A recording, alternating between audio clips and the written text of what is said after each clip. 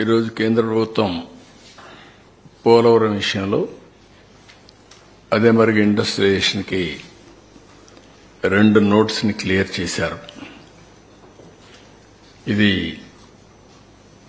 ఒక నిరాశ నిస్పృహల్లో ఉండే రాష్ట్రానికి ఒక మంచి ఊతం ఇస్తుంది, ఒక నమ్మకాన్ని, ఒక భరోసాని ఇస్తుంది. ఈరోజు మనం చూస్తే పోలవరం ఫేజ్ 1 టోటల్గా ఈ ప్రాజెక్ట్ నేషనల్ ప్రాజెక్టు. ఆ రోజు తీసుకున్న కొన్ని నిర్ణయాల వల్ల ఇది ఫేజ్ 1 కింద అక్కడ జరిగిన డిస్ట్రక్షన్ కానీ దీనివల్ల ఫేజ్ 1ని క్లియర్ చేశారు. ఫేజ్ 1కి 30,436.95 కోట్లు కాస్ట్ ఆఫ్ ది ప్రాజెక్ట్. అంత మునుపు ఇది నేషనల్ ప్రాజెక్టుగా అనౌన్స్ చేసే నాటికి 4,730,71,00,000ని ఇన్వెస్ట్ చేశాం.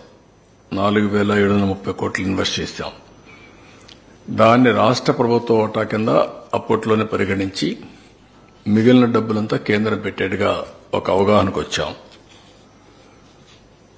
బ్యాలెన్స్ అమౌంట్ చూసినప్పుడు 25,706 కోట్లు వస్తుంది.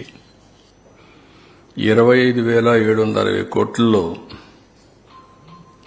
ఇంతవరకు రిలీజ్ చేసింది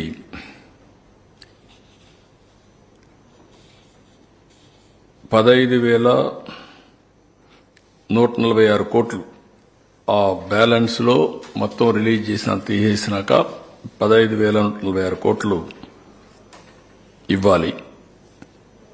ల్యాండ్ అక్విజిషన్ కి అండ్ ఆర్ ఇవన్నిటికీ 1,597 కోట్లు ఖర్చు పెట్టాం. ఇవన్నీ పోతే ఈరోజు నెట్ 12,157 కోట్లు ఇవ్వడానికి కేబినెట్ ఇన్ ప్రిన్సిపల్ యాక్సెప్ట్ చేసింది. అయితే ఇక్కడికి వచ్చినప్పుడు 2 సంవత్సరాలకి, ఇదేదో 20 ఏళ్లు 30 ఏళ్లు కాకుండా 2 ఇయర్స్కే 24-25కి 6,000 కోట్లు, 25-26కి 6,157 కోట్లు ఇవ్వడానికి కేంద్రం అంగీకరించారు. ఇక్కడ కూడా డేట్ వారీగా ప్రిస్క్రైబ్ చేశారు. అంటే construction of gap 1 ECRF dam December 24, construction of ECRF dam diaphragm wall gap 2 June 2025, completion of spillway and gates May 2025, completion of approach and pilot channels May 2025, completion of connectivities May 2025, completion of ECRF gap 2 and dam March 2026కి.